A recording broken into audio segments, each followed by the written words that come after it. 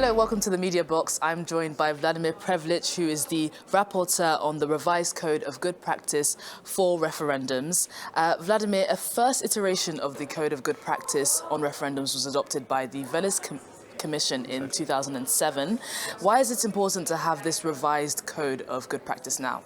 Well, what we see across the European continent is that there are more and more referendums being organized and held in a variety of countries. Of course, this is not wrong, just the opposite. However, there should be some rules and regulations always in place whenever we have this kind of referendums. And we see that some things may not just go in the right way. So this is why we come up with the propositions. There are really clearly stated approaches how to execute the referendums, how to ask, when to ask, how to organize. And I think this is really important to say, especially when we talk about the referendums as the case in Ukraine, when Russia side is organizing the referendums on issues and occupied territories that would never or should never happen in the first place. Mm-hmm.